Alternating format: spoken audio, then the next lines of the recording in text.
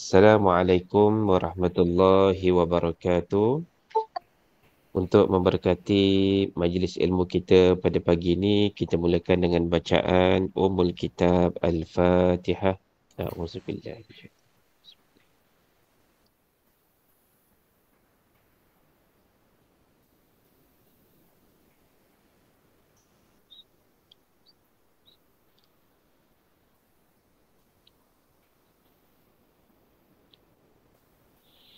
إياك نعبد وإياك نستعين.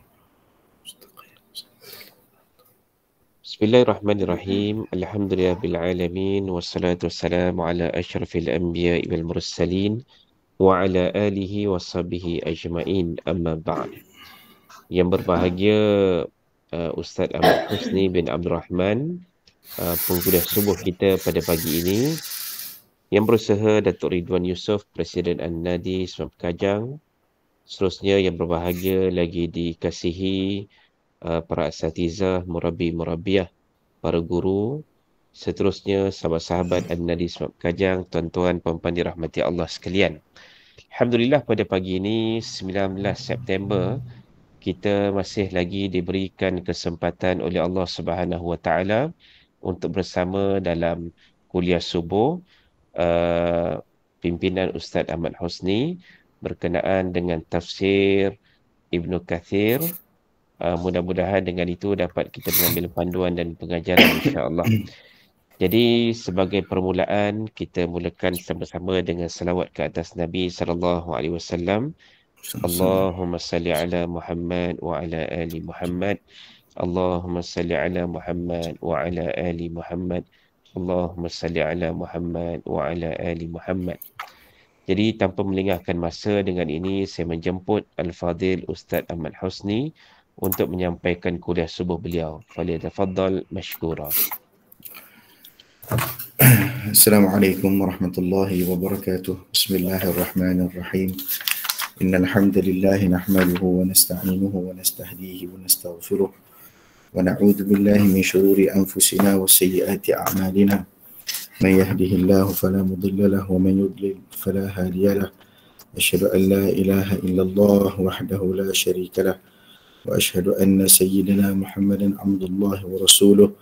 بلغ الرسالة وأدى الأمانة ونصح الأمة وجاهد في الله حق الجهاد ونصلي ونسلم على حبيب المصطفى رسول المجتبى صلى الله عليه وعلى آله ولمن سار على نهجه واستنى بهديه وسنته إلى يوم الدين. أما بعد، رب اشرح لي صدري ويسر لي أمري واحلل عقدة من لساني يفقه قولي. اللهم لا سهل إلا ما جعلته سهلا وأنت تجعل الحزن إذا شئت سهلا. ربنا يسر لنا ولا تعسر وأتمم لنا بالخير. Alhamdulillah, pertamanya syukur kehadrat Allah Subhanahu Wa Taala dengan limpah rahmat, inayah dan bantuan dari Allah juga dapat sama-sama kita meneruskan kehidupan. Seterusnya terima kasih kepada yang berbahagia Dr. Rizwan, Presiden An-Nadi Datuk Rizwan. Seterusnya para asatizah, para pendidik, guru-guru yang kita kasihi, sahabat-sahabat alumni An-Nadi yang dirahmati Allah Subhanahu Wa Taala. InsyaAllah pada pagi ini kita akan berpindah kepada surah yang baru, dan surah ini lazim kita baca, dan setiap kali Ramadan kita akan memperingatkan tentang kelebihan apa yang disebut sebagai Lailatul Qadar. Dan kita pada pagi ini kita akan berpindah kepada surah Al-Qadar, surah Al-Qadr. Dan sebelum daripada kita meneruskan perbincangan, elok kita melihat terlebih dahulu apakah yang berkaitan dengan surah Al-Qadar ini. Allah Subhanahu Wa Taala memulakan surah Al-Qadar ini dengan memperingatkan kita tentang keagungan Al-Quran dan penurunan yang penuh dengan sejarah. Begitu juga Allah Subhanahu Wa Taala menunjukkan tentang kemuliaan waktu Al-Quran itu diturunkan, serta malaikat yang turun pada malam penurunan Al-Quran itu, serta kelebihan malam yang menyertai ataupun sentiasa mengiringi kedatangan Lailatul Qadar setiap tahun. Kemudian berbicara pula dengan penurunan Jibril dan para malaikat Al-Abrar, dengan segala urusan dan arahan daripada Allah, penuh dengan keberkatan dan kebaikan ke atas hamba-hamba Allah yang beriman, yang soleh sehinggalah terbit fajar. Ini secara umumlah intipati surah. Dan nama-nama surah Al-Qadar ini sebagaimana yang kita ketahui, nama yang masyhur adalah Al-Qadar, yang disebut isim tauqifi ataupun nama yang kita secara tauqifi, secara ta'abudinya adalah surah Al-Qadar. Al-Qadru wal-Qadaru bifathid dal wa sukuniha. Al-Qada' wal-Hukmu wa ma yuqaddirullahu ta'ala subhanahu wa ta'ala min al-qada'i wa yahkumu bihi min al-umur. Kita mengetahui bahawasanya Al-Qadar itu adalah ketentuan dan hukuman yang telah ditakdirkan oleh Allah Subhanahu wa taala berlaku daripada sebarang urusan dan perkara. Kita sebut bahawasanya dalam bahasa kita sebut sebagai takdir, dan ditulis dalam kitab-kitab tafsir dan juga kitab-kitab kutubis sunnah, kitab-kitab sunan, kitab-kitab hadis dan sebagainya. Nama ini secara rasmi ataupun nama surah ini secara rasmi adalah surah Al-Qadar, dan dinamakan surah ini dengan surah Al-Qadar kerana pengulangan kalimah Al-Qadar yang terdapat di dalam surah ini dan menyifatkan sebagai malam Al-Qadar yang diturunkan padanya Al-Quran berdasarkan firman Allah Ta'ala, inna anzalnahu fi lailatul qadar, yakni kita membicarakan tentang Al-Quran yang turun di malam yang sangat hebat dan penuh dengan kemuliaan dan keagungan, dan tidak berlaku lafaz Al-Qadar ini pada Al-Qadar sebagaimana yang disebut dalam ayat ini, dalam surah ini, dalam surah-surah yang lain. Namanya secara ijtihad surah Inna Anzalnahu fi Lailatul Qadar. Dia ambil satu ayat tu jadikan dia nama, dan dia dinamakan dengan awalan ayat surah Al-Qadar ini sebagaimana diriwayatkan daripada sebahagian sahabat-sahabat Nabi SAW. Dan Ibnu Mardawih daripada Ibnu Abbas radhiyallahu taala anhu meriwayatkan diturunkan surah Al-Qadar itu, Inna anzalnahu fi lailatul qadar, di Makkah turun surah Inna anzalnahu fi lailatul qadar. Dia sebut riwayat tu, dia sebut nama surah tu Inna anzalnahu fi lailatul qadar, dia sebut gitulah. Daripada Aisyah wa Zubair radhiyallahu taala anhuma mithlahu radhiyallahu taala anhum mithlahu wa seumpama hadis yang disebutkan di atas. Dan ditabwibkan ataupun dinamakan surah ini oleh Al-Tha'alibi juga dalam tafsirnya, Al-Hakim dalam Mustadrak dengan nama Inna Anzalnahu biikhtisar. Dia ambil depan sahaja, dinamakan Inna Anzalnahu sebagaimana dinamakan surah ini ataupun diletakkan tajuknya oleh Al-Jassas dalam Ahkamul Quran, dan diletakkan namanya Lailatul Qadar juga dengan nama surah Lailatul Qadar. Dan perkara ini tidaklah secara tauqifnya, maknanya tidaklah secara ta'abudinya sabit daripada Nabi SAW. Yang sabitnya maknanya nama surah ini adalah surah Al-Qadar. Wallahu ta'ala alam. Itu berkaitan dengan nama ataupun surah Al-Qadar inilah. Terdapat satu hadis yang berkaitan dengan surah Al-Qadar ni dari sudut fadilatnya, cuma hadis ini disebutkan bahawasanya dan dihukumkan oleh para ulama bahawasanya hadis ni adalah hadis yang maudhu'. Hadis maudhu' ni hadis yang senang cerita, kita ringkaskan maksud dia, hadis yang berbentuk rekayasa, hadis yang setengah-setengah ulama menyebutnya asyaddud dha'af, maknanya hadis yang seburuk-buruk dhaif, dan juga dia adalah merupakan satu bentuk rekaan. Rekaan yang direka dan juga dikatakan itu sebagai hadis yang warid daripada Nabi SAW.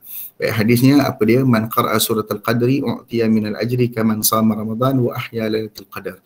Siapa yang baca surah Qadar ini diberikan pahala sebagaimana orang yang berpuasa Ramadan dan menghidupkan malam Lailatul Qadar. Jadi kalau kita tengok daripada siap al-hadis ni ataupun matan hadis ni juga, oh simple sangat. Maknanya baca surah Al-Qadar terus dapat pahala puasa Ramadan dan menghidupkan malam Lailatul Qadar. Jadi apakah hikmahnya daripada kita disuruh dan Nabi SAW sendiri bersungguh-sungguh pada 10 malam yang terakhir, mala yajtahidu fi ghairihi, yang tidak sebagaimana malam-malam yang lain. Nabi SAW bersungguh, Nabi sendiri bersungguh untuk menghidupkan malam Al-Qadar ataupun mencari malam Al-Qadar. Tiba-tiba ada hadis yang mengatakan baca surah ni saja sama pahala dah. Kalau dah sama pahala, baca surah ni saja je lah. Tak payahlah bangkit, tak payahlah buat apa, tak payahlah puasa. Puasa pun tak payah, pasal dah dapat pahala puasa kan. Jadi kadang-kadang untuk kita menilai sesuatu hadis, kita bukanlah kita ni siapa nak menilai hadis. Ulama-ulama yang pakar-pakar, ulama-ulama yang khabir, muhaddisin yang lebih wajar untuk menilai sesuatu hadis. Tapi ada beberapa kaedah lah yang disebut oleh ulama-ulama hadis untuk menilai sama ada hadis itu dia ini benar-benar ataupun kategori dia ataupun benar-benar apakah itu hadis daripada Nabi ataupun dia merupakan rekayasa. Sebab kita boleh tengok antaranya pada kita panggil raqaqatil alfaz, maknanya kita tengok daripada lafaz-lafaz yang berada dalam dalam hadis tersebut. Bila kita tengok macam ada kepelikan ataupun keluar biasaan yang seolah-olah sama ada dari sudut pahala pun kena tengok juga pahala yang macam mana. Kalau pahalanya lebih besar daripada, contoh ada hadis cerita berkaitan dengan hadis-hadis maudhu' apa lagi, siapa yang makan terung maka dia adalah ubat kepada segala penyakit. Ubat segala penyakit makan terung. So, orang buat hadis tu pasal nak bagi laku terung naknya. Jadi contoh gitulah. Dia nak bagi laku terung, dia sebut kata ada fadilat terung. Maka orang pun ramai-ramai beli terung. Jadi dia reka, dia buat bentuk tu macam ni. Takkanlah terung. Jadi orang boleh fikir. Begitu juga dengan pahala-pahala yang bombastik. Siapa baca surah ni lebih baik daripada mengkhatamkan Quran 30 malam. Ada tak benda yang lebih baik pada khatam Quran? Contohnya lah kan. Ada tak benda yang lebih baik daripada fadilat membaca Quran? Contoh. Jadi kita tengok, kita boleh nilai. Jadi kalau benda tu memang sahih daripada Nabi, kita terima dengan beriman dengan dia. Tetapi kalau perkara itu tidak sahih ataupun datang dalam bentuk-bentuk seperti mana maudhu' ni, kena hati-hati. Sebab banyak juga hadis-hadis maudhu' yang kadang-kadang diterima pakai dan juga berlegar di lisan ataupun di lidah-lidah kita tanpa kita sedari bahawasanya ia merupakan satu pemalsuan ke atas Nabi SAW. Nabi dah bagi kita satu peringatan. Man kadzdzaba alayya muta'ammidan falyatabawwa maq'adahu minan nar.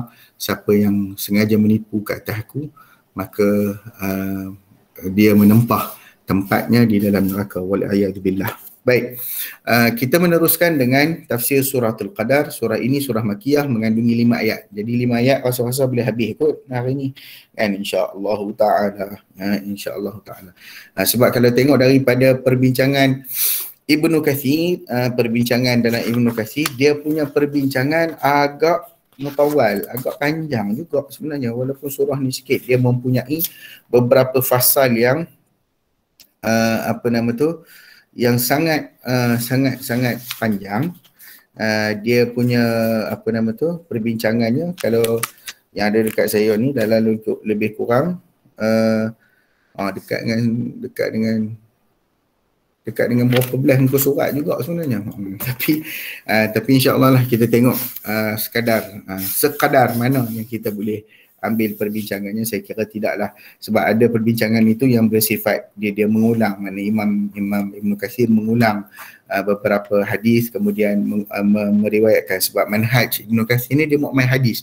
Jadi dia buat main hadis yang panjang yang mengenai menceritakan tentang keadaan-keadaan, contohnya sebab surah ini diturunkan dan seumpamanya lah. Okey. Baik. Apa kaitan surah Al-Qadar dengan surah yang sebelumnya? Bila kita sebut tentang perintah Allah Subhanahu Wa Taala dalam suratul Alaq supaya kita baca Quran dan kita mulakan nama Tuhan dengan yang Maha Mencipta. Dan nama Tuhan yang mengajar manusia perkara yang mereka tidak ketahui. Kemudian bila Allah Ta'ala suruh perintah baca, benda yang paling awal, paling utama untuk kita baca adalah Al-Quran. Maka surah ni cerita pula tentang penurunan Al-Quran. Event penurunan Al-Quran itu yang berlaku pada malam Al-Qadar yang amat mulia, tinggi nilai rahmatnya dan barakahnya. Kerana Al-Quran itu turun pada malam tersebut. Jadi dia pilih tempat, masa dan juga dan kita tahu bahawasanya penurunan Al-Quran ini berlaku dua peringkat. Satu dia panggil jumlatan wahidah, sekaligus diturunkan daripada daripada Allah Subhanahu Wa Taala ke langit ila sama'i dunia, daripada Lauhul Mahfuz ke langit dunia. Kemudian daripada langit dunia tu turun ke Nabi SAW munajjaman. Munajjaman ni maksudnya dia berperingkat-peringkat, beransur-ansur selama 23 tahun. 23 tahun. Ada orang yang mendakwa bahawasanya kita hari ni, saya terdengarlah orang, tapi tak nak sebutlah nama dia siapa, tapi terdengar bicara dia kata dia mendakwa hari ni kita kalau nak banding dengan sahabat-sahabat, kita lebih kita lebih, bukanlah kata lebih baik, macam mana saya nak put into words apa yang dia kata ni, kita sebenarnya lebih terkehadapan daripada Abu Bakar radhiyallahu ta'ala anhu sendiri, sebab waktu Quran turun tu, Quran tak sempurna lagi turun pada zaman Abu Bakar. Saya mengucap panjang dengar perkataan tu. Sebab apa? Sebab walaupun kita kita turun Quran ni memang habis dah lah, sampai dekat kita ni penuh dah lah. Betul lah zaman sahabat-sahabat itu mereka melalui fasa-fasa yang berbeza, maknanya mereka mengalami sendiri peristiwa itu dan juga melihat sendiri Nabi SAW menerima wahyu dan menyampaikan secara langsung kepada mereka. Sudah tentu mereka itu lebih memahami, tidak ada kefahaman yang lebih baik melainkan kefahaman para sahabat tentang Al-Quran. Dan dalam kepala mereka ataupun dalam minda sahabat-sahabat ni mereka menyusun. Mungkin tak ada ilmu-ilmu yang sebagaimana kita hari ni, tak ada ilmu usul fiqh yang telah disusun, tak ada ilmu usul tafsir, tak ada ilmu usul hadis, tak ada waktu itu tersusun secara bertulis ataupun secara disiplin tertentu, tetapi mereka melaksanakan sebagaimana kalau kita tengok hadis yang Nabi SAW tanyakan kepada Muaz, tanyakan kepada sahabat-sahabat yang lain, antaranya Muaz bin Jabal radhiyallahu ta'ala anhu, bila Nabi kata bima taqdi, dengan apa yang aku akan kamu hukumkan, bi kitabillah, dia kata dengan kitab Allah. Kalau kamu tak jumpa, bi sunnati Rasulullah SAW, dengan sunnah. Kalau tak ada, ajtahidu ra'yi wala alu, aku akan beristihad dan aku tidak akan alu ni macam nak kata apa, dia dalam usaha dia beristihad tu, dia sama sekali tidak akan tidak lalai ataupun tidaklah membuat benda itu, melainkan dengan usaha, pengkajian dan juga pemerhatian yang bersungguh-sungguh.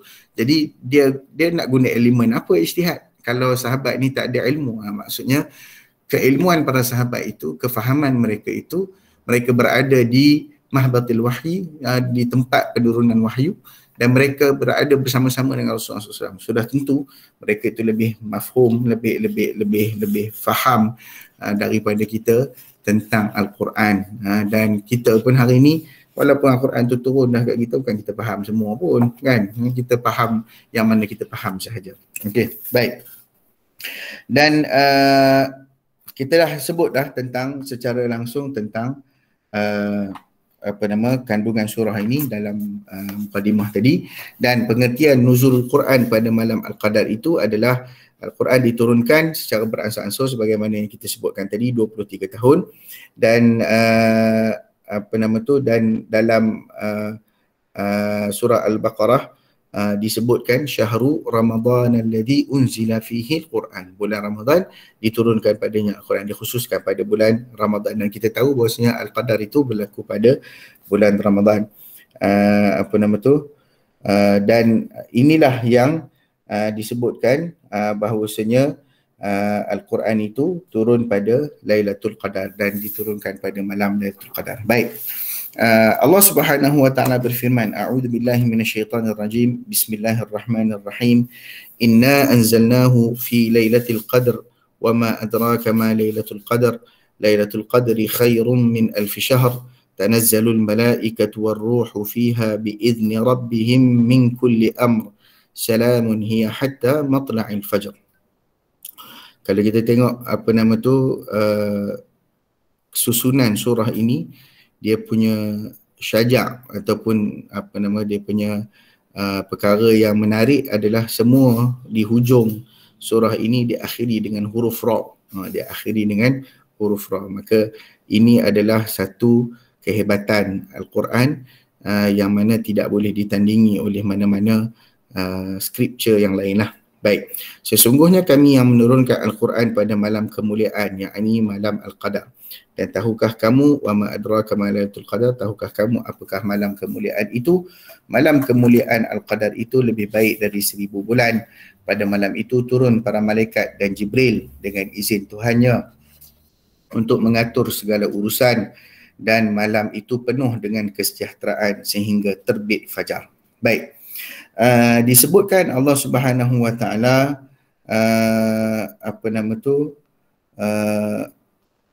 menurunkan Al-Quran pada malam Lailatul Qadar. Dalam satu hadis diriwayatkan oleh Al-Imam At-Tirmidzi daripada Hakim, daripada Ibnu Jarir, daripada Al-Hasan Ibn Ali, bahawasanya Al-Qadar itu, malam Al-Qadar itu adalah lebih baik dari 1000 bulan. Sebab turun ayat yang pertama, dia ada dua sebab turun di sini, ayat pertama dengan ayat ketiga. Sebab turun ayat pertama adalah disebabkan dikatakan dikatakan ya, Nabi SAW diperlihatkan tentang buruknya pemerintahan Bani Umayyah yang berlarutan selama 1000 bulan. Ni Imam Ibn Katsir sendiri riwayat ni. Imam Ibn Katsir sendiri riwayat. Cuma dia ada ulasan. Kena perhati baik-baik sikitlah. Dia ada ulasan pada penghujung riwayat ni lah. Okey. Saya cerita jugalah, walaupun dia nampak macam pelik. Pasal apa tiba-tiba pula diberikan penglihatan ataupun ditunjukkan kepada Nabi SAW begitu. Maka disebut dalam tafsir Ibn Katsir itu fasa'ahu zalika, dan benda tu Nabi rasa macam tak syok lah. Kemudian Allah turunkan inna a'tainakal kautsar, yakni nahrun fil jannah, aku berikan kepada kamu al-kautsar itu, iaitu sungai ataupun telaga di dalam syurga. Kemudian diturunkan juga surah Al-Qadar ini, dengan diriwayatkan daripada Abu Hatim Al-Wahidi daripada Mujahid bahawasanya Rasulullah SAW juga menceritakan tentang kisah seorang lelaki dari Bani Israel yang memakai senjata dan berjuang di jalan Allah selama 1000 bulan, dan orang Islam terpegun dengan cerita tersebut. Maka Allah turunkan surah Al-Qadar ini, yakni daripada 1000 bulan tu, maknanya malam yang lebih baik dari 1000 bulan tu lebih baik daripada perjuangan lelaki Bani Israel tersebut. Baik, hadis yang dibacakan tadi mengenai keburukan Bani Umayyah selama 1000 tahun tu disebut oleh At-Tirmidzi sendiri. Dia kata hadza hadithun gharibun la na'rifuhu illa min hadis Al-Qasim bin Fadl wa huwa thiqah wa wathaqahu Yahya Al-Qattan wa Ibn Mahdi. Kemudian disebutkan tidak diketahui hadis ini, melainkan dia adalah satu hadis yang bersifat gharib,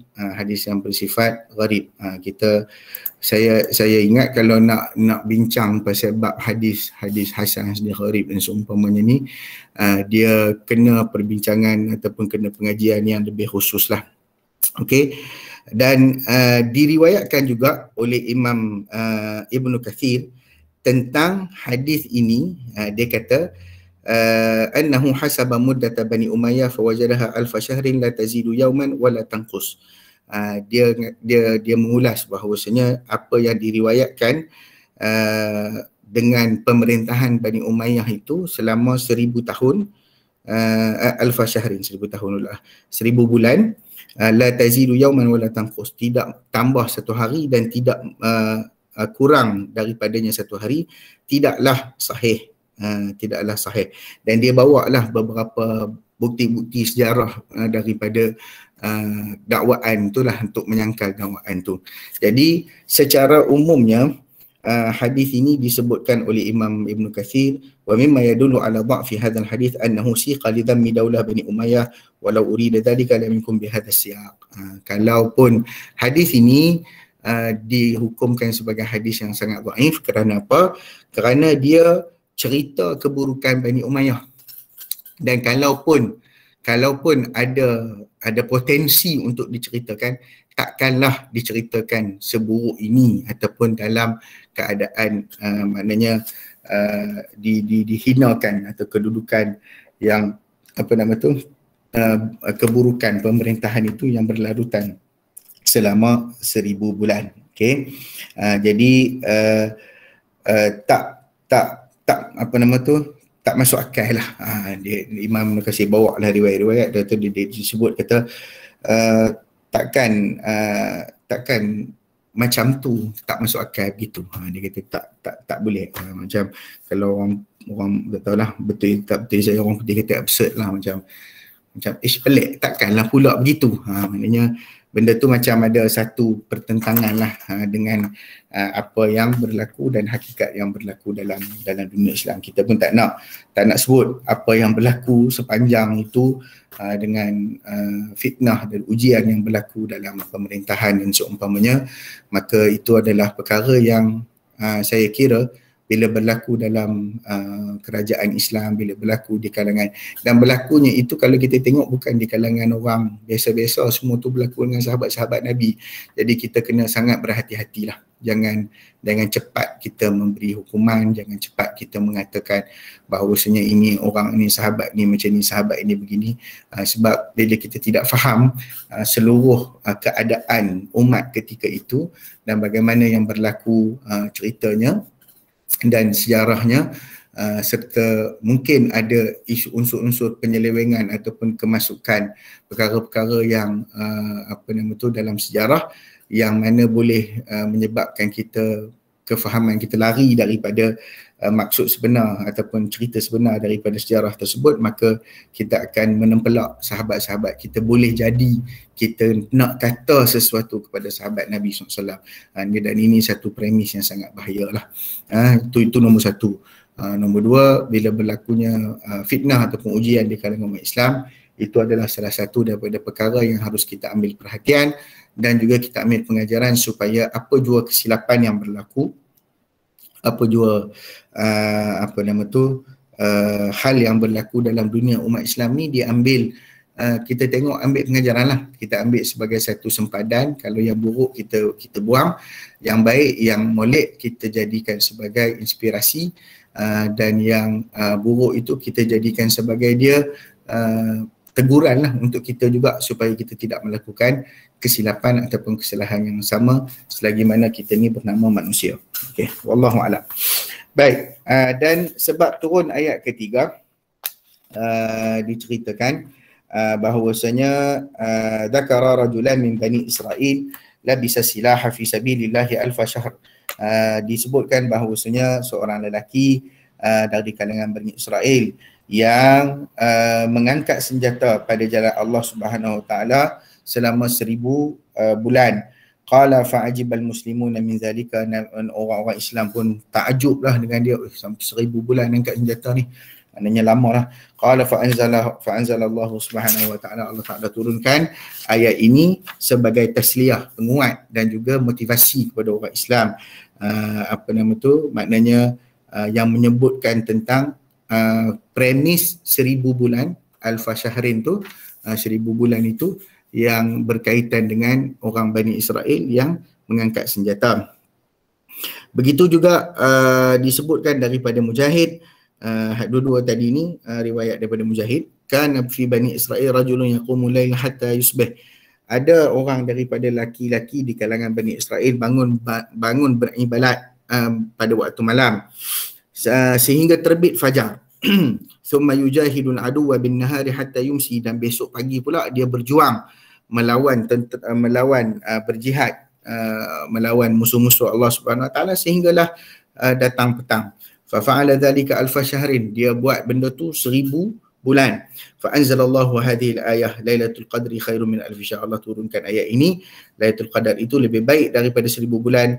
Qiyamu tilkal laila khairum min amali dhalika ar-rajul, bangun pada malam tersebut untuk beribadat adalah lebih baik daripada amalan lelaki Bani Israel tersebut. Begitu juga ada riwayat yang pernah saya baca waktu kita baca surah ni, terjumpa dengan satu riwayat yang menceritakan mengenai Syam'un. Syam'un ni seorang lelaki yang perkasa, lalu dikatakan dikalahkan dia itu, keperkasaan itu dengan rambutnya, dengan kelemahan dia yang disebut sebagai rambut dia, itulah kelemahan dia tu. Kemudian dia ni masa dia digantung untuk diseksa tu, dia berjanji kalau Allah selamatkan dia pada hari itu, dia akan beribadat kepada Allah selama 1000 tahun. Ini pendek cerita daripada cerita panjang lah. Cerita ni cerita Israiliyat. Jadi kalau orang tengok dalam cerita dia, orang kaitkan cerita ni cerita apa? Cerita Samson and Delilah. Orang yang minat lagu rock tahulah ada lagu Samson and Delilah ni. Kita mohonlah cerita tu kita pakai cerita yang warid dan yang cerita-cerita ni lah cerita-cerita yang warid daripada Nabi SAW dan ataupun yang diceritakan tentang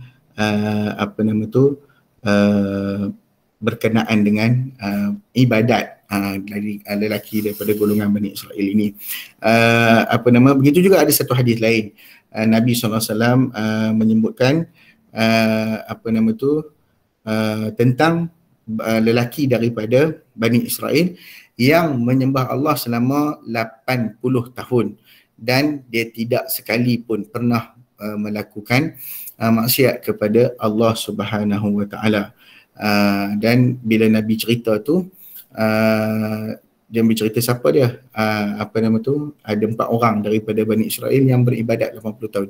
Siapa dia? Ayub, Zakaria, Hizqil bin Al-Ajuz wa Yusha' bin Nun. Fa'ajiba ashabun Nabi SAW, sahabat-sahabat Nabi pun takjublah dengan cerita itu. Kemudian datang Jibril dan memberitahu, wahai Muhammad, ajibat ummatuka an min ibadati haula'i nafar 80 sanah lam ya'suhu tarfata ainin faqad anzalallahu khairan min dhalika. Wahai Muhammad, umat kamu takjub, kaum kamu takjub tentang ibadat lelaki-lelaki daripada kalangan Bani Israel itu 80 tahun, tetapi Allah Subhanahu Wa Taala beritahu tentang perihal umatmu yang mempunyai satu peluang yang lebih baik dari itu, iaitulah peluang Lailatul Qadar ni. Jadi ini adalah fadilat yang dikurniakan oleh Allah SWT, antara kelebihan menjadi umat Nabi Muhammad SAW. Maka inilah hadiah yang besar daripada Allah sebenarnya kepada kita. Jadi jangan kita abaikanlah satu benda yang sangat besar, kurniaan yang sangat besar daripada Allah. Kata Sufyan Ats-Tsauri, balagani an Mujahid, sampai kepadaku daripada Mujahid, Lailatul Qadri khairum min alfi syahr, malam Lailatul Qadar itu lebih baik daripada 1000 bulan. Qala, apa yang lebih baik itu? Amalannya, puasanya, qiyamnya, dan juga segala kebaikan yang ada di dalamnya adalah lebih baik daripada 1000 bulan. Begitu juga dalam satu hadis yang lain, Nabi SAW pernah menyebut, ribatu lailatin fi sabilillah khairum min alfi lailatin fi ma siwahu minal manazil. Ribat, menjaga sempadan, orang yang bertugas menjaga sempadan ni, tentera-tentera di perbatasan yang menjaga sempadan daripada dicerobohi oleh musuh, satu malam dalam pada jalan Allah Subhanahu Wa Taala lebih baik daripada 1000 malam yang lainnya dari sudut kedudukan fadilat tu.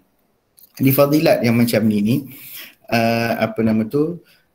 dikhususkan ataupun diberikan kepada kita tahu kepada orang-orang yang tertentu, dan ini sebenarnya menjadi motivasi juga bila sebut tentang ini sekadar nak, Imam Ibn Katsir sekadar nak bawa ada beberapa amalan lain yang terkait dengan pahala yang lebih kurang serupa lah, ataupun pahala yang diberikan yang besar yang diberikan oleh Nabi SAW. Dia kadang-kadang ada para ulama yang menafsirkan, kadang-kadang hadis Nabi SAW bila mari secara khusus tentang satu-satu amalan, ada tempat-tempat dia boleh ditawasukkan. Tawasuk ni maksudnya ada tempat-tempat dia boleh diluaskan kepada amalan yang lain, kecuali macam contoh macam riba ni, kita fahamlah Nabi sebut secara khusus riba tu, tapi ada tempat-tempat walaupun disebut secara khusus tetapi difahami oleh sebahagian ulama hadis bahawasanya itu adalah percontohan, bukan kata itu semata-mata. Contoh hadis apa? Ada satu hadis, ma min abdin, yang diriwayatkan oleh Bukhari dan Muslim, ma min abdin yasumu yawman fi sabilillah illa ba'adallahu bidzalikal yawm wajahu 'anil nar 70 kharifa, iaitu siapa-siapa yang daripada kalangan hamba yang berpuasa pada jalan Allah satu hari, maka Allah Subhanahu Wa Taala menjauhkan darinya dengan amalannya itu pada hari itu wajahnya daripada neraka selama 70 musim. Musim kharif ni musim ataupun 70 tahun lah, kita kata 70 tahun. Itu adalah hadis tu. Ada ulama kata bukan sekadar puasa, tetapi termasuk juga apa jua perkara yang dilakukan pada jalan Allah juga diberikan pahala sama dengan itu. Dia makna dia memasukkan, dia panggil tawassuk. Dia meluaskan maksud hadis tersebut.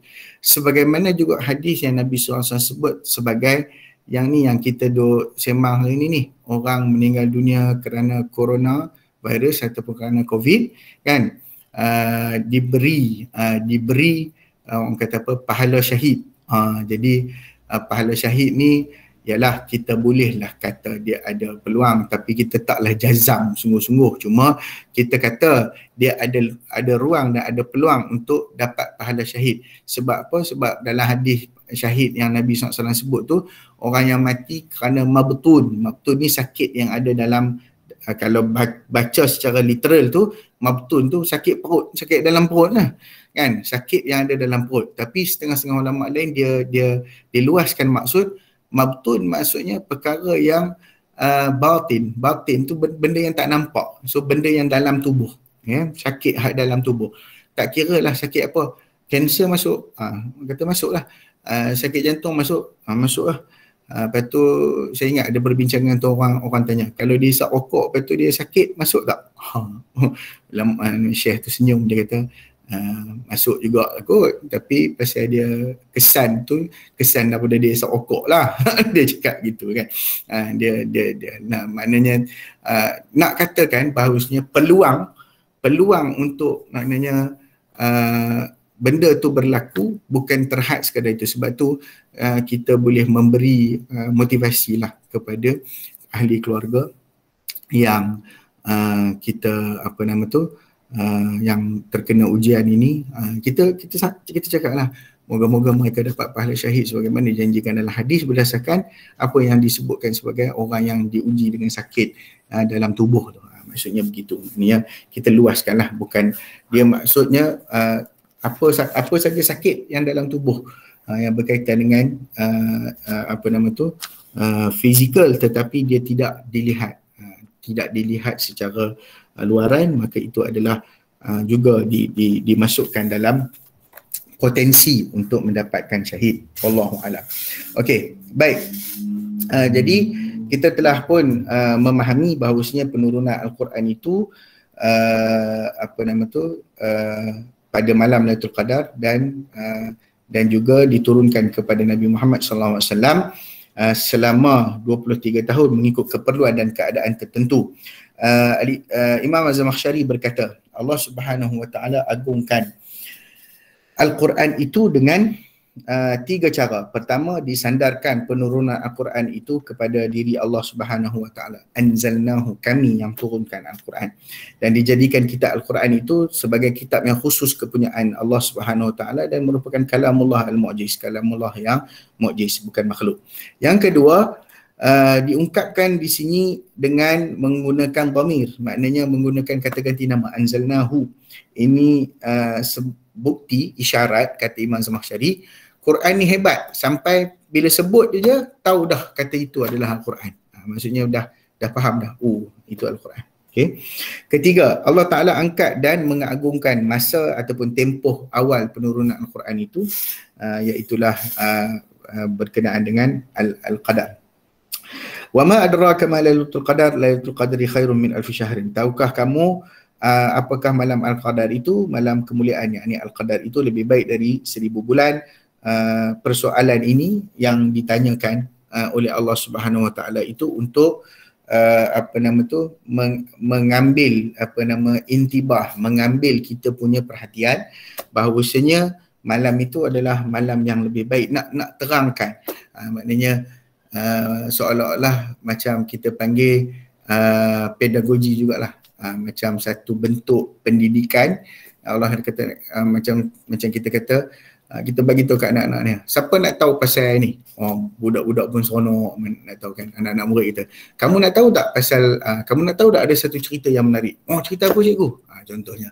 Jadi itu dimulakan kaedah tu, maknanya dengan kamu nak tahu tak apa yang wa ma adraka, apakah yang kamu tahu tentang Lailatul Qadar? Itu nak tarik perhatian. Lailatul Qadri khairum min alfi syahr. Malam Al-Qadar itu lebih baik daripada 1000 bulan. Jadi Allah telah menetapkan pada malam tersebut apa yang akan berlaku sehingga tahun akan datang, ataupun disebutkan malam penetapan semula takdir. Inna anzalnahu fi lailatin mubarakatin inna kunna mujrimin fiha yufraqu kullu amrin hakim, dalam surah Ad-Dukhan. Sesungguhnya kami menurunkan Al-Quran itu pada malam yang penuh keberkatan. Fiha yufraqu kullu amrin hakim, di dalamnya dipecah-pecahkan ataupun dibahagi-bahagikan urusan manusia, maknanya takdir lah.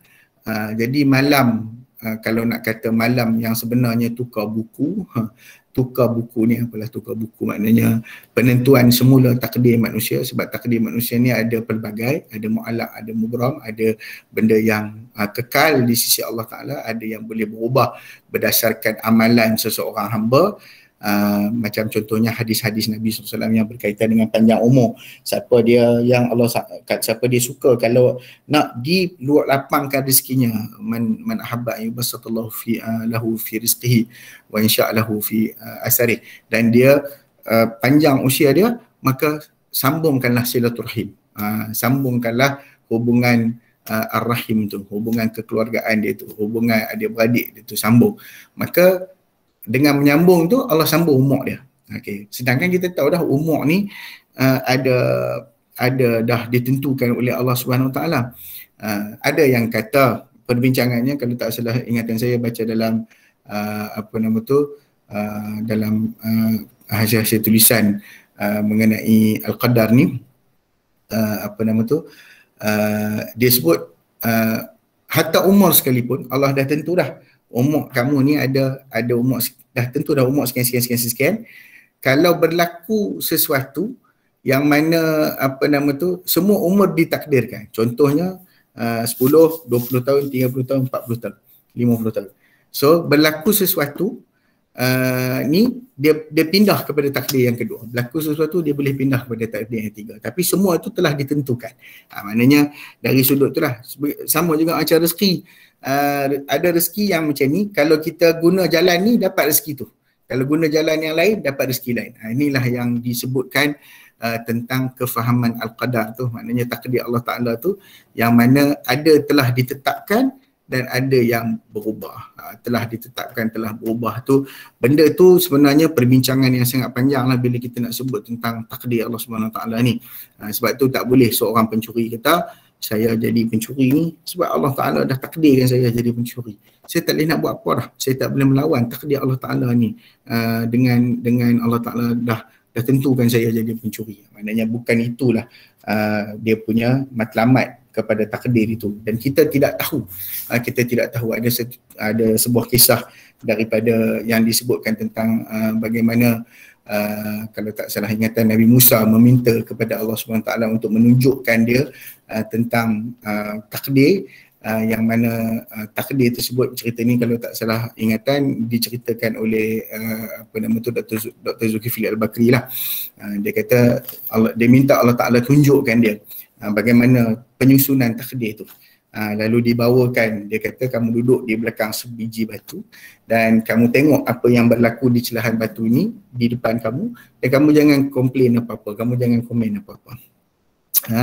Jangan komen apa-apa. Sebab apa? Sebab yang ni lah yang aku nak tunjuk kepada kamu. Apa yang dia tunjukkan, seorang lelaki datang naik kuda, berhenti tepi sungai, letak uncang emas, macam uncang berisi duit lah, letak dekat tepi batu. Dia pun ambil air basuh muka, kuda dia minum, rehat sekejap, lepas tu dia pergi tu dia tinggal uncang tu. Jadi Nabi Musa tengok, dia kata ish, macam dia nak tegur kawan tu tertinggal uncang, tapi dia teringat bahawasanya Allah kata jangan buat apa, jangan tegur. Tiba-tiba datang seorang budak ambil uncang tu, bawa balik. Dan tu event kedua. Event ketiga, datang seorang lelaki tua duduk dekat sungai itu juga, sedang berehat, minum air, basuh muka semua. Tiba-tiba datang balik lelaki yang tadi ni, bawa kuda tadi tu, datang balik, tengok orang tua tu, tuduh orang tua tu ambil uncang dia. Dia pun berkelip, last kali lelaki yang atas kuda tu bunuh orang tua tu. Habis cerita. Jadi ditanyakan kepada Nabi Musa, siapa yang salah dalam ketiga-tiga tu? Siapa paling jahat kali? Contohnya lah, mana kita nak tahu siapa paling jahat kan? Kita boleh katalah mungkin lelaki yang berkuda tu paling jahat sebab dia bunuh orang tua tu, kan? Mungkin kita kata budak kecil tu yang jahat pasal dia ambil dia ambil uncang. Okey. Jadi rewind balik cerita tu, diceritakan bahawasanya apa yang berlaku itu adalah, yang pertama, uncang yang diambil oleh anak tu, oleh budak tu adalah duit yang telah dicuri oleh lelaki berkuda tadi tu. Okey. So rule out lah, budak tu taklah salah. Okey. Budak tu mangsa. Okey. Lepas tu lelaki tua tadi. Kita katalah lelaki tua tu paling tak bersalah, paling innocent lah, sebab dia kena bunuh kan. Tahu-tahu dia datang minum air je, tak pasal-pasal dia kena bunuh. Rewind lagi sekali, jauh sikit. Rupa-rupanya lelaki tua itu adalah pembunuh kepada kedua orang tua lelaki yang naik kuda tadi tu. Itu dia. So panjang lah dia punya tu. So nak cerita ni, takdir Tuhan ni, jangan siapa-siapa boleh katalah inilah saya pastilah ini. Kadang-kadang ada ulama sebut, kamu letak kepada orang yang kamu benci, kamu kata ini adalah ini adalah balasan Tuhan. Tapi kepada orang yang kamu suka, kamu sayang, kamu kata ini adalah ujian Tuhan untuk mengangkat darjat dia. Kan? Kita pula pilih-pilih jadi advocate, jadi wakil Allah Ta'ala tanpa dilantik oleh Allah SWT. Jadi itu yang berkaitan dengan takdir. Panjang nak bincang takdir ni. Sebab tu surah ni nampak pendek tapi dia panjang. Bab takdir tu dia panjang. Baik. Dan diriwayatkan hadis-hadis tentang fadilat beramal pada malam Lailatul Qadar itulah. Qad ja'akum, daripada Nabi SAW, hadis diriwayatkan oleh Abu Hurairah radhiyallahu ta'ala anhu, bahawa Nabi SAW bersabda, qad ja'akum syahrul Ramadan syahrul mubarak iftaradallahu alaikum siyamahu tuftahu fihi abwabul jannah wa tughlaqu fihi abwabul jahim wa tughallu fihi syayatin fihi lailatun khairu min alfi syahrin man haruma khairaha faqad hurim. Telah datang kepada kamu bulan Ramadan yang mana bulan penuh dengan keberkatan. Allah mewajibkan kamu berpuasa pada bulan ini, dan bulan ini pintu syurga dibuka, pintu neraka ditutup, syaitan dia belenggu. Pada malamnya terdapat malam yang lebih baik dari 1000 bulan. Maka barang siapa yang dijauhkan dari kebaikan dan kelebihan pada malam tersebut, maka ia benar-benar diharamkanlah, maknanya orang yang rugi daripada mendapat kebaikan. Dalam satu hadis yang lain pula diriwayatkan oleh Bukhari dan Muslim, Nabi SAW bersabda, man qama lailatul qadri imanan wa ihtisaban ghufira lahu ma taqaddama min dhanbih. Siapa-siapa yang mendirikan salat qiyamul lail pada malam Lailatul Qadar dengan penuh keimanan dan kesungguhan, mengharapkan pahala dari Allah, maka diampunkan dosa yang dilakukannya. Tanazzalul malaikatu warruhu fiha biidzni rabbihim min kulli amr, iaitu pada malam itu turun para malaikat dan ar-ruh disebutkan Jibril alaihi salam dengan izin daripada Tuhan mereka daripada segenap urusan. Pada malam itu banyak turun malaikat likasrati barakatiha, kerana banyaknya keberkatan pada malam tersebut.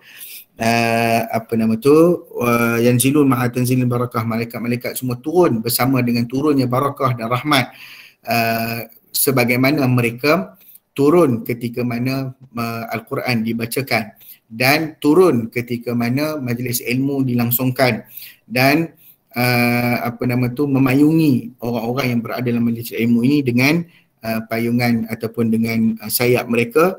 Sebab apa? Sebab redha dan juga kagum dengan perbuatan manusia yang suka dan cinta akan ilmu. Wa ammar ruh, yang disebutkan ar-ruh dekat sini, faqila annal muradu bihi hahuna Jibril, yang dikehendaki adalah Jibril alaihi salam, sebagai tanda kemuliaan, dan dia menunjukkan kepada bila sebut malaikat, malaikat tu umum, bila sebut ar-ruh, nazal bihi ar-ruhul amin, maknanya itulah Jibril alaihi salam.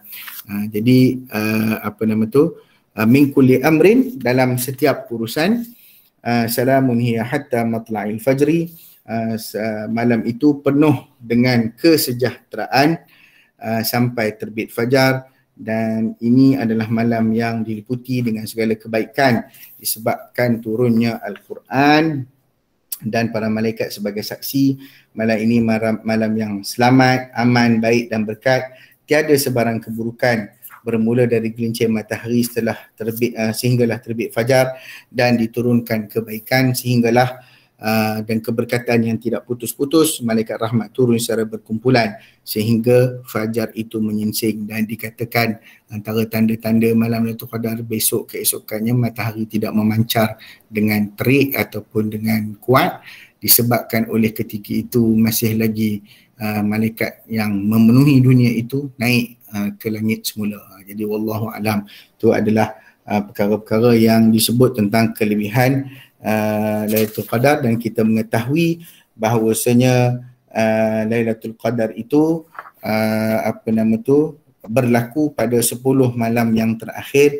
Siapa-siapa yang bangun menghidupkannya untuk mengharapkan kebaikannya, Allah Subhanahu Wa Taala akan mengampunkannya dosanya yang dulu dan terkemudian.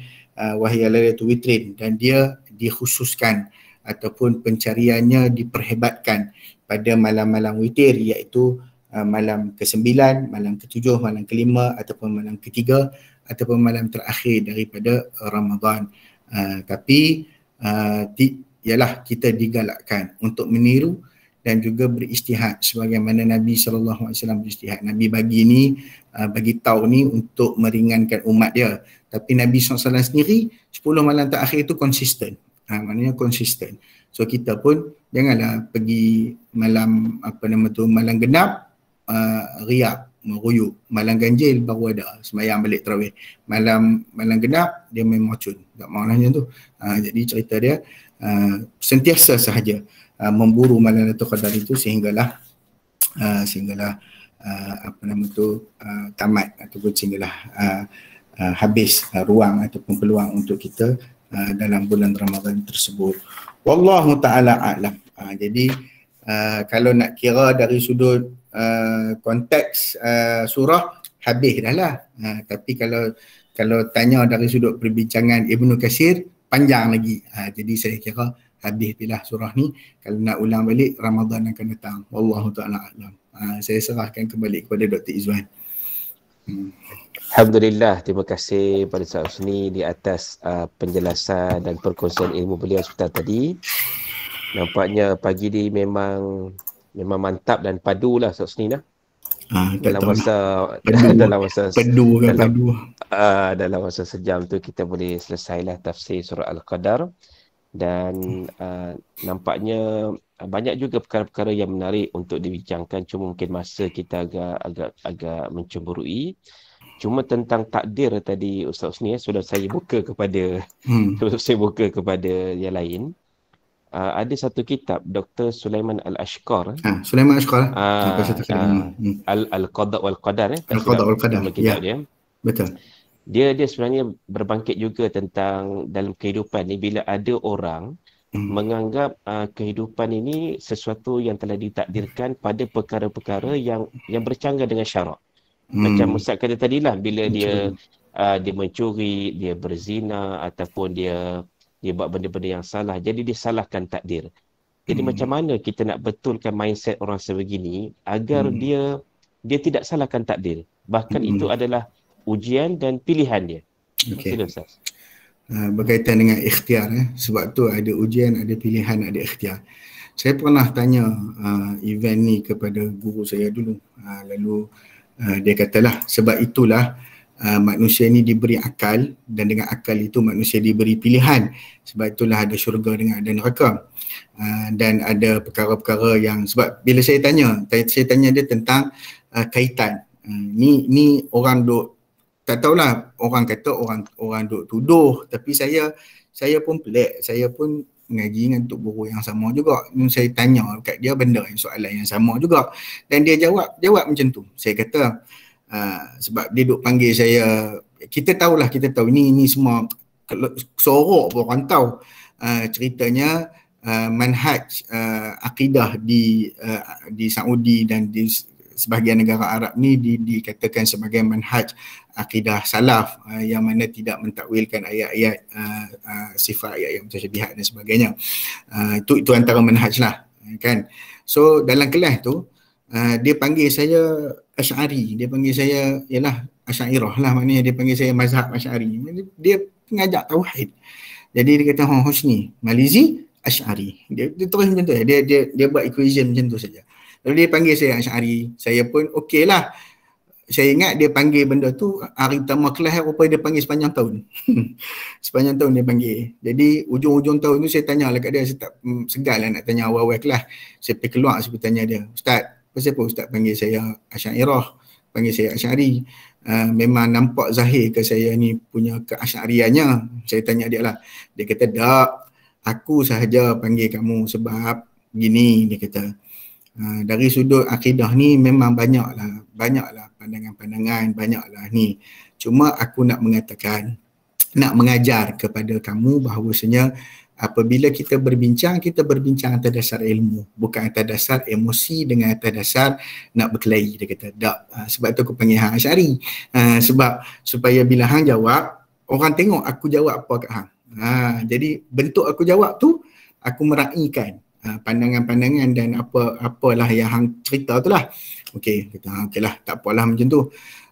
Yang kedua, saya tanya dia, betul ke dalam akidah Asy'ariyah ada berkaitan dengan ta'alluq saluhi qadim, tanjizil hadis, semua itulah benda-benda yang berkaitan dengan keterikatan takdir dengan perbuatan manusia. Maknanya kalau manusia buat jahat, itu pun ditakdirkan oleh Allah Ta'ala, tetapi berdasarkan ditakdirkan oleh Allah Ta'ala buat jahat. Saya tanya soalan spesifik lah.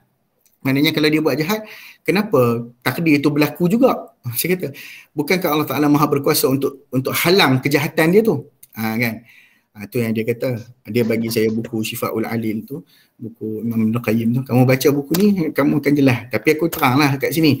Dia kata, maksudnya begini. Apabila manusia mengikhtiarkan dan memilih untuk membuat perkara tersebut, maka Allah Ta'ala takdirkan juga dia berlaku berdasarkan pilihan manusia tu. Kan Abu Jahal kata kat ayat liman syaa minkum ayastaqim wa ma tasyauna illa an yasha Allahu rabbul alamin, dalam surah At-Takwir tu. Abu Jahal kata dekat Nabi, dia kata kalau macam ni Tuhan kata maknanya kami ni takkan istiqamah lah sampai bila-bila, sebab dah Tuhan takdirkan kami ni tak istiqamah. Dia main kot tu, dia pusing kot tu. Jadi orang yang lebih kurang lah, maknanya yang menyalahkan takdir ni lebih kurang macam Abu Jahal kot panggil dia. Jadi apakah dia salahkan takdir untuk dia kata takdir ni berlaku?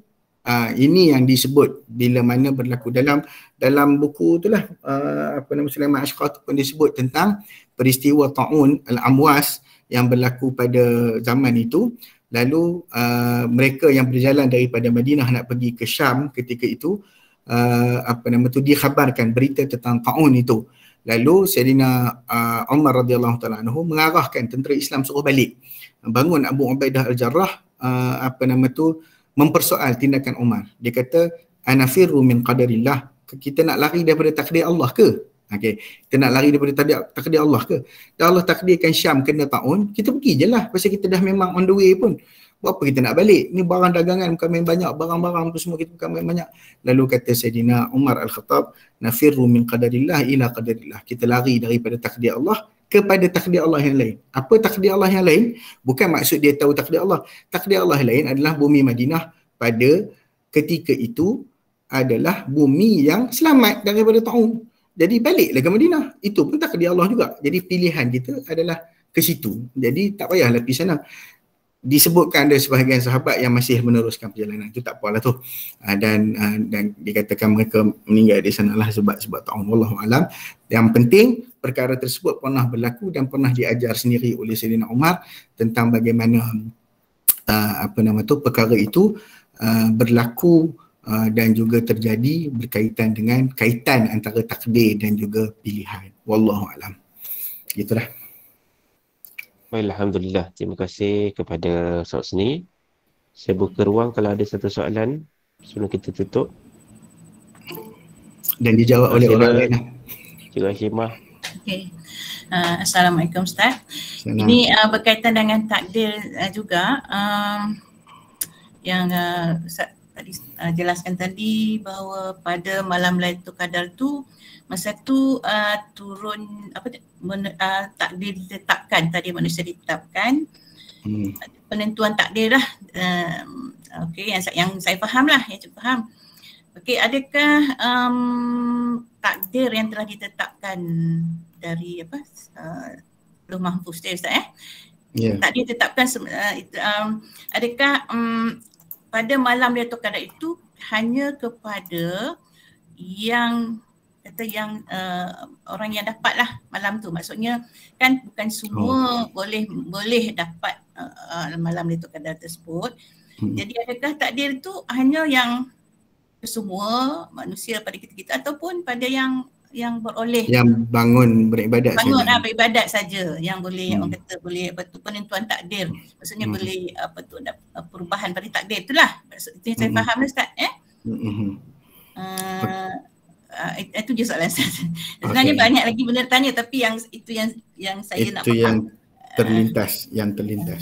Okey, kalau berdasarkan zahir kepada ayat tu, maknanya umum ayat itu menunjukkan kepada perubahan takdir, penetapan semula takdir ataupun kita kata penyusunan semula takdir itu berlaku kepada jami'il khalaik, maknanya semua berlaku kat semua.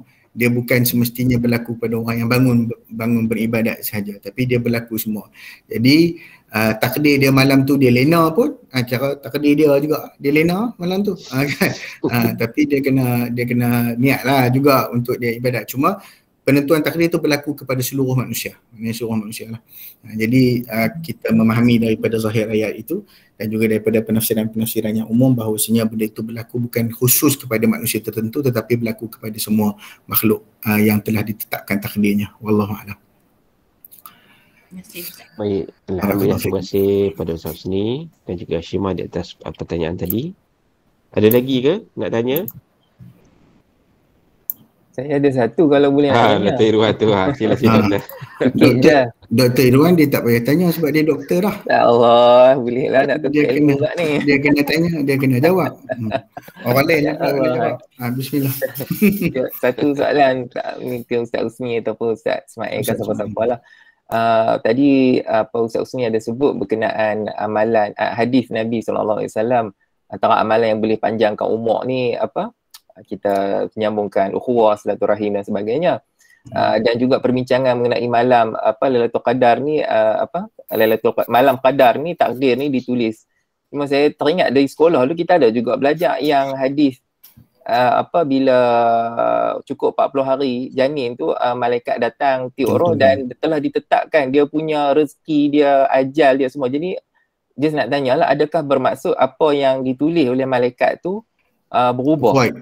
Dia jadi cancel balik, ada tambahan baru ke bila dia, malam Al-Qadar ni pun ditulis balik.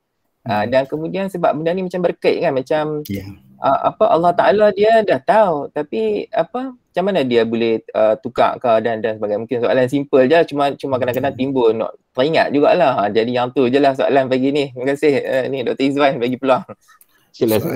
Soalan tak simple. Silalah siapa-siapa nak jawab. Bismillah. Dr. Izwan boleh jawab.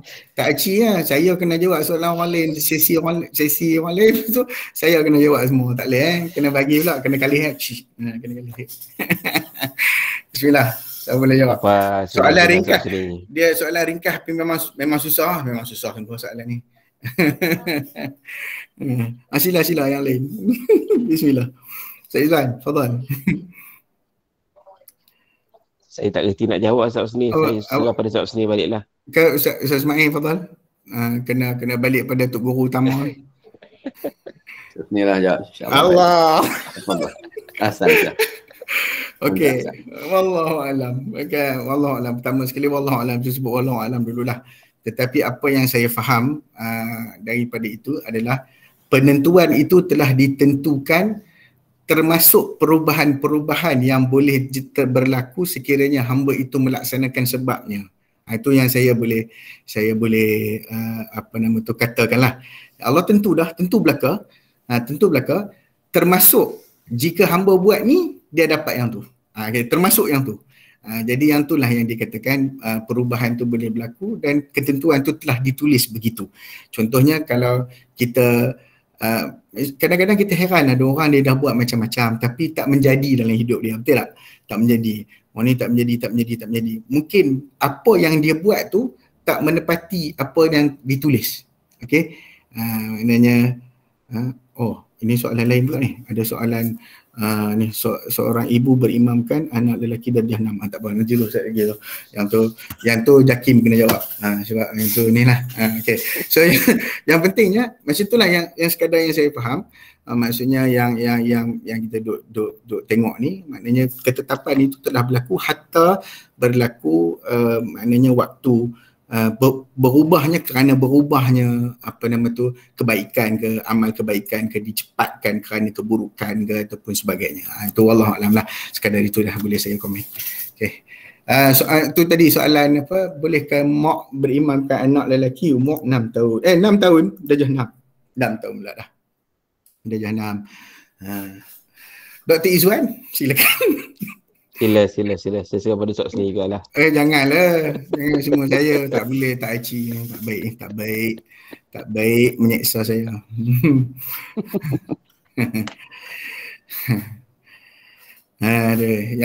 Tadi ada orang kat tangan. Nak jawab soalan siapa dia kat tangan tadi? Nampak macam ada kat tangan tadi. Ustaz Fahzan tadi kat tangan. Ustaz Fahzan boleh. Ustaz Fahzan pun nak jawab. Boleh. Tak ada masalah. Sila Ustaz Fahzan. Fadal. Boleh tafaddalu mashkurin. Sila. Terangkat. Ailah dia buat terangkat pula. Aduh. Mana boleh kalau kena jawab. Kena terjawab jugalah. Bismillah. Sila.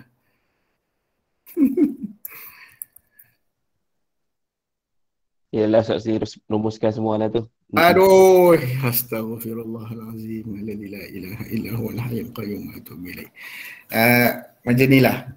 Anak kecil mak jadi makmum, okey. Dia kok mana pun hukum orang perempuan jadi imam kepada lelaki ni dia tidak paling boleh pun kalau ada anak lelaki yang memang tak tahu apa lah, maknanya dia tu tak reti langsung lah tentang semayang, maknanya kita katakan umur 3-4 tahun yang rukuk sujud pun dia tertukar. Maknanya masa tu mak tu boleh lah lagi jadi imam kepada dia, bukan macam Aminah Wadud kat US tu kan. Aminah Wadud kan, yang dia jadi tok imam hak lelaki besar-besar berjanggut pun jadi makmum dia tu. Tu tak betul tu, tu tak boleh langsung. Cumanya kalau anak itu umur 12 tahun, darjah 6 dan dia faham dan dia bersih dan dia ni apa semua, tak jadi masalah lah untuk dia jadi imam. Sebab dia dah tahu dah hukum hakam solat tu dan dia punya bacaan pun dah betul. Maka dialah yang boleh jadi imam dah kat mak tu boleh ikut, tak ada masalah. Tapi satu je saya nasihat, jangan post kat Facebook tu je. Sebab bila post kat Facebook ni ramailah yang akan tanya, yang akan boleh ke? Dia kalau kita kata memanglah tak ada masalah, tapi masalah akan timbul apabila orang membincangkan benda yang tidak berkaitan dengan benda tu. Dia akan timbul macam-macam lah. So simpan sendirilah. Kalau tangkap gambar ke, kebetulan kita anak kita masya-Allah boleh ni bacaan baik sebagainya, dia jadi imam, masya-Allah dia tangkap gambar, dia salam mak mesti nak tangkap gambar kan, ataupun dia suruh anak tak boleh sembahyang tu tangkap gambar kat belakang. Tangkap gambar mak bila ni abang jadi imam, tolong tangkap gambar. Dia pun tangkap gambar. Jangan post kat Facebook. Dah cukup, simpan sendiri sudah. Sebab apa? Sebab post kat Facebook tu nanti macam-macam tu, lepas tu kita juga yang sedih ujung-ujung.